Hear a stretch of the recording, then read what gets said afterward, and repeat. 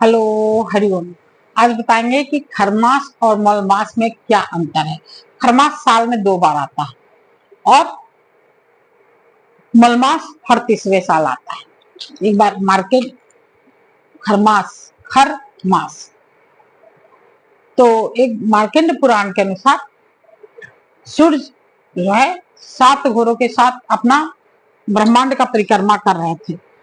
चलते चलते घोड़ा थक गया तो अब करे तो क्या करे। चल थकने के कारण वो चलने में दिक्कत हो रही थी, लेकिन चल रहा था। प्यास भी उसे लगी हुई थी। तो दम तो वो घोड़ा रुक भी नहीं सकता, रुकेगा तो समय रुक जाएगा। एक प्रतिज्ञा के कारण अब सूर्य भगवान घोड़ा को रोक भी नहीं सकते हैं। तो चलते चलते चलते चलते देखिए कि एक तालाब किनारे 2 खर जो है चल रहा है। मतलब 2 खर खर मतलब गधा, खर मतलब गधा और तालाब है। तो अपने सारथी अरुण को अपने सारथी अरुण को कहते हैं कि घोड़ा को पानी पीने का विश्राम देके खर को बांधकर जोत दो, बनने चला तक। अरुण उनके आज्ञा मानकर खर को घोड़ा को विश्राम दिए और खर को बांध दिए। खर तो घोड़ा इतना चल नहीं सकता है। तो सूर्य की गति, घोड़ा गति जो है धीमी हो गई रथ की धीमी के कारण सूर्य की भी शक्ति मतलब धीमी हो गई। सूर्य की गति जो है धीमी हो गई। गति धीमी होने के कारण इसमें गति धीमी होना, तो सूर्य का गति धीमी हो जाएगी तो सारा कुछ का गति धीमी होगा। इसलिए इसमें नया चीज करने से मना रहता है। अब खर के साथ चलने के कारण घोड़ा खर 1 महीना चला था, तो खर के चलने के कारण, खर से जोतने के कारण इसका नाम पड़ गया खर मास। ये मास जो हो गया एक खर का पड़ गया, तो खर मास। खर मतलब गधा, गधा उस रथ को जोता था, इसलिए खर मास पड़ गया। और मंद गति, सूर्य की गति मंद हो गई तो इसमें शुभ कार्य करना मना था। तेज सूर्य की रोशनी एकदम तेज रहेगी, गति तेज रहेगी, तब तो शुभ काम करेंगे। सूर्य से ही सारा होता है। और गधा के जोतने के कारण इनका नाम पड़ गया खरमास। ये साल में 2 बार आता है। एक सूर्य जब धनु राशि में प्रवेश करते हैं तब 14 दिसंबर से 14 जनवरी, और दूसरा मीन राशि में प्रवेश करते हैं तब 14 मार्च से 14 अप्रैल तक। और इसमें सारा शुभ कार्य बंद रहता है। और गरुड़ पुराण के अनुसार इसमें प्राण त्यागने से सदगति नहीं मिलती है। ऐसा गरुड़ पुराण में कहा जाता है कि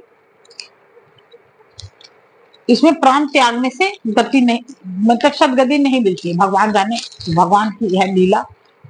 जो पुण्य किया होगा उसको तो मिला ही होगा। और इसमें विष्णु और बृहस्पति की पूजा शुभ मानी गई है। विष्णु जी और बृहस्पति जी की पूजा शुभ मानी गई है। इसमें विशेष विष्णु जी का पूजा इसमें विशेष फलदायी रहता है। ये दूसरे मिले हम जो बता रहे हैं मार्कंड पुराण के अनुसार बता रहे हैं। दूसरे पुराण में और भी कुछ लिखा होगा।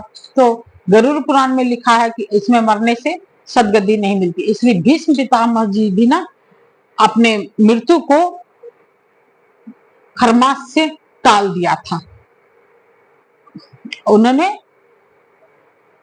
इसलिए महाभारत युद्ध में भीष्म पितामह ने खरमास में प्राण त्यागने से मना कर दिया था और सूर्य को उत्तरायण होने का इंतजार किया था।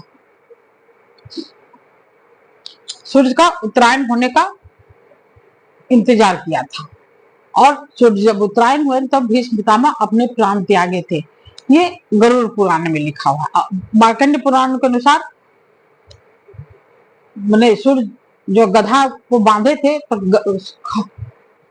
खर मतलब गधा, तो हो गया खरमास। साल में 2 बार आता है। मलमास है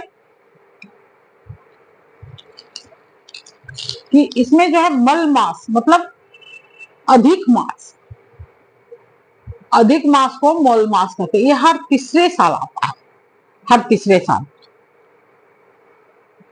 क्योंकि जिसका कथा ये है कि हिरण्यकशिपु जो प्रहलाद के पिताजी थे, उनका वरदान लिए थे कि हम 12 महीना में नहीं मरेंगे। जैसे साल का 12 महीना होता है ना, उसमें हम न मरेंगे।